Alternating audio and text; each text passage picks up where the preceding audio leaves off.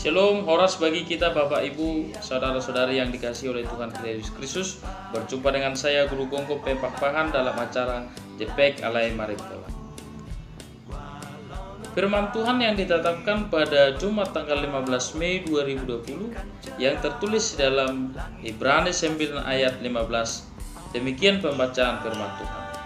Karena itu ia adalah pengantara dari suatu perjanjian yang baru, supaya mereka yang telah terpanggil dapat menerima bagian kekal yang dijanjikan. Sebab ia telah mati untuk menebus pelanggaran-pelanggaran yang telah dilakukan selama perjanjian yang pertama. Ada dua hal yang kita lihat dalam firman Tuhan pada saat ini.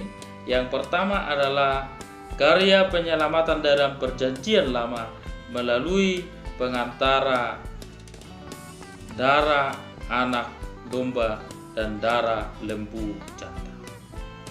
Ketika umat Israel melakukan pelanggaran-pelanggaran yang tidak sesuai dengan hukum Tuhan, maka mereka menerima penebusan melalui darah anak lembu dan darah anak domba jantan. Mereka akan dipercikkan melalui darah tersebut supaya dosa-dosa mereka dihapus oleh Allah. Itulah karya penyelamatan dalam perjanjian lama. Dan karya penyelamatan dalam perjanjian baru adalah melalui kematian Tuhan kita Yesus Kristus di kayu salib. Allah sendiri dalam Yohanes 3 ayat 16 mengatakan telah memberikan anaknya yang tunggal, yaitu Tuhan kita Yesus Kristus yang mengosongkan dirinya menjadi manusia untuk menebus dosa-dosa kita, untuk menebus pelanggaran-pelanggaran kita dan pelanggaran-pelanggaran yang pertama. Apa yang dimaksud pelanggaran-pelanggaran yang pertama dalam firman Tuhan pada saat ini? Pelanggaran yang pertama yaitu hubungan antara manusia dengan Allah melalui penciptaan Adam dan Hawa. Ketika mereka melakukan perbuatan dosa, maka hubungan Allah dengan manusia sudah menjadi rusak. Dan melalui karya penyelamatan Tuhan kita Yesus Kristus, maka kita diperbaiki dengan Allah melalui penebusan Tuhan kita Yesus Kristus. Dosa-dosa kita telah dihapus oleh Dia dan kita dilayakkan, dipanggil menerima kehidupan yang kekal yang telah dijanjikan oleh Allah kepada kita. Tuhan tidak pernah berjanji dusta. Dia selalu menepati janjinya kepada umat manusia. Maka yang diperlukan kepada umat manusia adalah keyakinan yang teguh dan melakukan segala yang sesuai dengan kehendak Tuhan.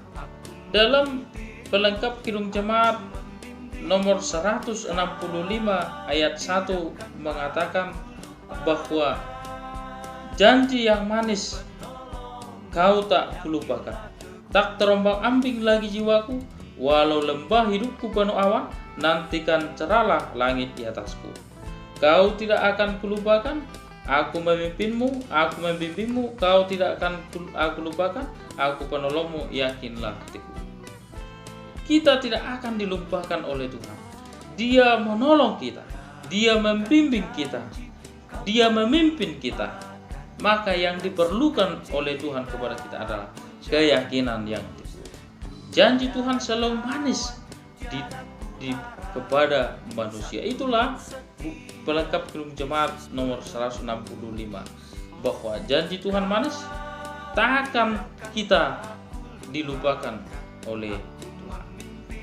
Maka Bapak Ibu saudara-saudari yang dikasihi oleh Tuhan kita Yesus Kristus, hargailah dan renungkanlah penyelamatan Tuhan Yesus Kristus. Selayaknya lah kita umat manusia datang menyembah kepada Dia, datang dan yakin teguh percaya kepada Tuhan kita Yesus Kristus dan mengaku segala pelanggaran-pelanggaran yang kita lakukan ke hadapan Tuhan supaya Dia menerima kita.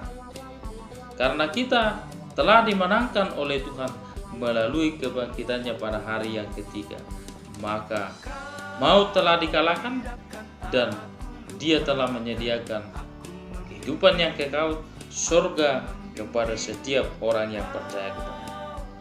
Maka firman Tuhan mengatakan kepada kita, marilah datang kepada Tuhan dan mari percaya, yakin melalui iman kita dan melakukan yang sesuai dengan kehendak Tuhan, yaitu mengasihi Allah dan mengasihi sesama kita manusia.